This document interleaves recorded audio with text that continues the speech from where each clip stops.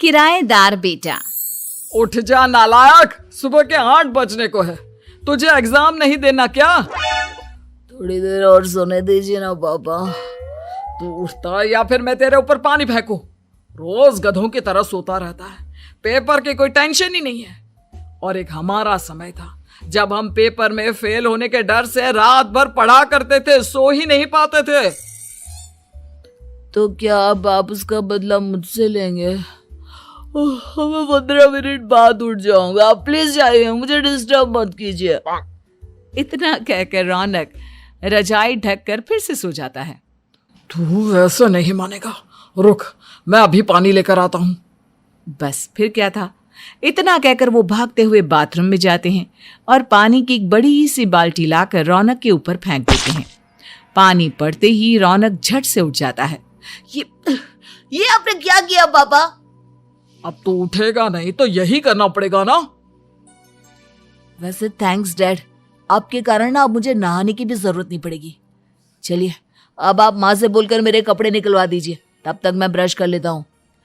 वैसे कल ना आप एक काम और करना, नहलाने के साथ साथ मुझे ब्रश भी करवा देना। ये ब्रश करने में ना मुझे बहुत आलस आता है। रौनक की बातों से अरविंद का मुंह खुला का खुला रह जाता है। वो अपनी पत्नी कमला के पास जाता है और रौनक की हरकतों के बारे में बताता है, जिसे सुन उसकी पत्नी हंसने लगती है। तुम अपने बेटे को समझाने के बजाय हंस रही हो। रौनक बच्चा है, धीरे धीरे सुधर जाएगा, आप क्यों उसके पीछे पड़े रहते हो? अभी नहीं सुधरेगा तो कब सुधरेगा? 10वीं क्लास में है रौनक, वो अब कोई बच्चा नहीं रहा। अरविंद की इतना बोलते ही वहां रौनक भी आ जाता है। क्या डैड, मैंने आपको एक काम दिया था, वो भी नहीं हुआ आपसे। अरे क्या हुआ बेटा? माँ, मैंने डैड से बोला था कि वो आपको बोलकर मेरे स्कूल की यूनिफॉर्म निकाल दे, लेकिन मेरे पीछे पड़ने के अलावा इनसे एक काम ढंग से नहीं होता। देख रही हो कमला, देख रही हो अपने लाडले को? अरे आप चुप रहिए जी। चलो बेटा, मैं तुम्हें कपड़े निकाल कर दे देती हूँ। बस ऐसे ही साल पर साल बीतते जाते हैं, लेकिन रौनक के रवैये में कोई बदलाव नहीं आता। वो पहले से भी ज्यादा आलसी और पूरी तरह अपने माता पिता पर निर्भर हो जाता है। 2 साल बाद पता नहीं कहाँ गायब रहता है पूरे दिन, अब तक तो आ जाना चाहिए था। अरे आप इतनी फिक्र क्यों कर रहे हैं उसकी? दोस्तों के साथ खेल रहा होगा, आ जाएगा अभी। ये कोई टाइम है खेलने का? 10 बजने वाले हैं, इतनी रात में कौन खेलता है? कमला कुछ कहती उससे पहले ही रौनक वहां आ जाता है। मम्मी जल्दी से खाना लगा दो, बहुत भूख लग रही है। तुम्हें तब तक खाना नहीं मिलेगा जब तक तुम बता नहीं देते कि इतनी रात गए कहां से आ रहे हो। ओ प्लीज डैड, अब आप एसी पे प्रद्युमन बनकर मेरे सर पर बंदूक लेकर मत बैठ जाना। अपनी फालतू की बकवास बंद कर और बता कहां से आ रहा है। माँ अब समझाइए ना डैड को। बता देना बेटा, इनको भी तसल्ली हो जाएगी। आप बोल रही हैं तो बता देता हूँ, मैं दोस्तों के साथ मूवी देखने गया था, इसलिए देर हो गई। तो इन सब चीजों में मेरे पैसे उड़ाता है। कभी 1 रुपया कमाने के बारे में सोचा है तूने? जब देखो हवा की तरह पैसे उड़ाता रहता है। माँ अब आप इन्हें चुप करा दीजिए, वरना ना मुझे गुस्सा आ जाएगा। अच्छा क्या कर लेगा? बता ना क्या कर लेगा तू? वैसे बात तो ठीक ही है, मैं कर ही क्या सकता हूँ। पैसे तो फिर भी मैं आपसे ही मांगूंगा ना। चलिए अब ये सब बात छोड़िए और मम्मी मेरे लिए खाना लगा दीजिए। अभी लगा देती हूँ बेटा। मैं बता रहा हूँ कमला, एक दिन ये ऐसे ही बिगड़ जाएगा। ओफो, आप क्यों इतना पीछे पड़े रहते हो मेरे बच्चे के? बात की बाद में देखेंगे, अभी आप शांति से उसे खाना खाने देंगे।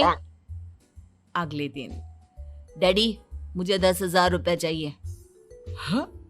अब इतने पैसे क्यों चाहिए तुझे? डैड आप बिना सवाल किए कभी पैसे नहीं दे सकते क्या?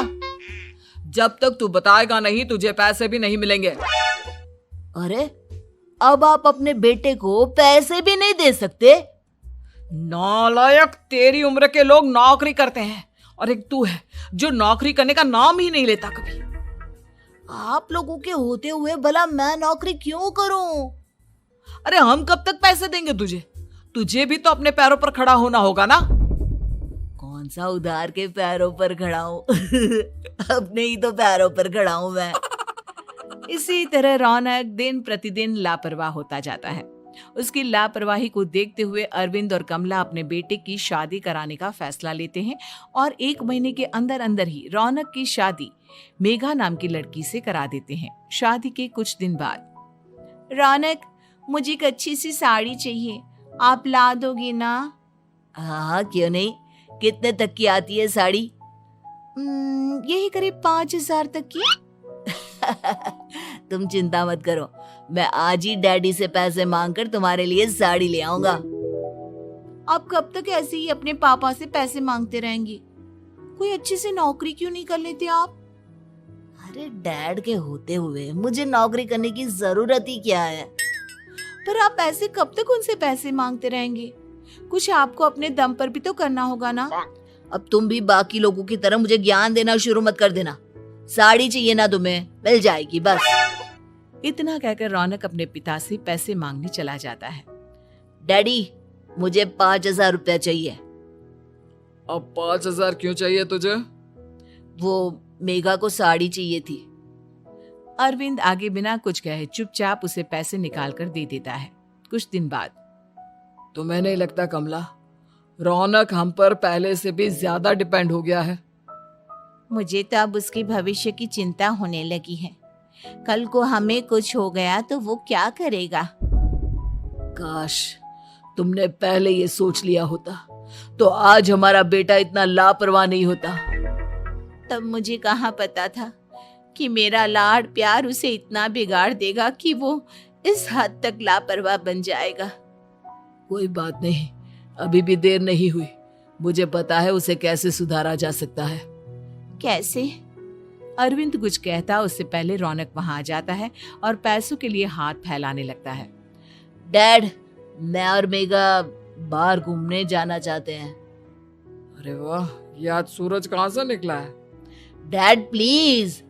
अच्छा चलो अब मुद्दे की बात करो। मुझे अब 25,000 चाहिए। अब तुम्हें 1 रुपया भी नहीं मिलने वाला। अगर तुम्हें पैसों की इतनी ही जरूरत है तो कोई ढंग की नौकरी कर लो। मम्मी, आप कुछ कहिए ना डैड को। बेटा, वो गलत क्या बोल रहे हैं? ये सब हम तेरे भले के लिए ही तो कर रहे हैं। मम्मा, मैंने बताया ना आपको, मुझे नहीं करनी कोई जॉब वॉब। तो ठीक है, निकल जाओ हमारे घर से। तुम्हारे जैसे लोगों के लिए मैंने ये घर खड़ा नहीं किया है। जितना ये घर आपका है ना, उतना ही मेरा भी है। मैं कहीं नहीं जाने वाला। जाना तो पड़ेगा ही तुझे, क्योंकि अब मैं तेरा कोई भी खर्चा नहीं उठाने वाला।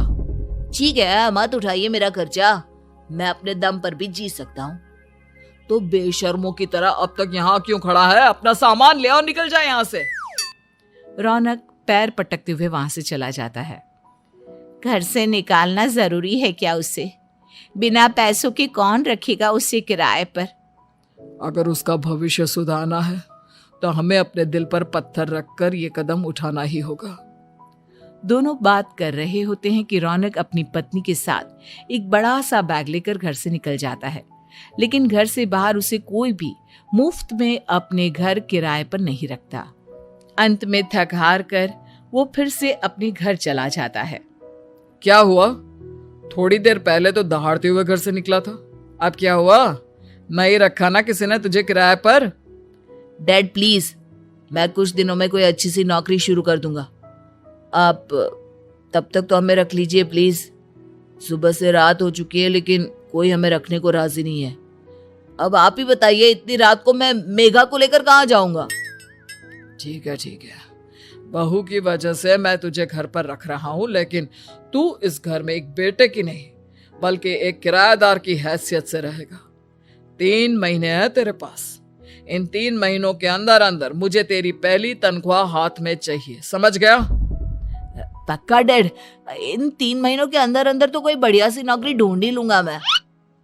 ऐसे ही धीरे धीरे समय बीतने लगता है और अरविंद के दिए 3 महीनों में से 2 महीने बीत चुके होते हैं।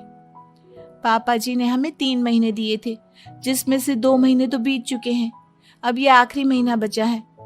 अरे तुम चिंता मत करो, आज मेरा ना 2 जगह इंटरव्यू है, दोनों में से कहीं ना कहीं तो जॉब लग ही जाएगी। अच्छा, all the best. Raunak interview के लिए निकल जाता है, जिसके बाद शाम में रौनक घर आता है। कैसा गया इंटरव्यू? आपकी नौकरी लगी या नहीं? अरे पहले सांस तो ले लेने दो अच्छे से। बताइए ना, मुझसे तो जरा भी इंतजार नहीं हो रहा है। वो दरअसल बात यह है कि मेरी नौकरी तो लग चुकी है, लेकिन पैसे बहुत कम है। कितने पैसे हैं? 15,000। इतने में अरविंद और कमला मिठाई का डिब्बा लेकर आ जाते हैं। बधाई हो बेटा। हम जानते थे तेरी जॉब जरूर लगेगी। लेकिन मेरी सैलरी बहुत कम है मम्मा। कम है तो क्या हुआ, धीरे धीरे बढ़ जाएगी। हाँ बेटा, हम तो बस चाहते थे कि तू अपने पैरों पर खड़ा हो जाए। मतलब अब आप मुझे घर से नहीं निकालेंगे? नहीं, ये सब हमने तुझे जिम्मेदार इंसान बनाने के लिए किया था।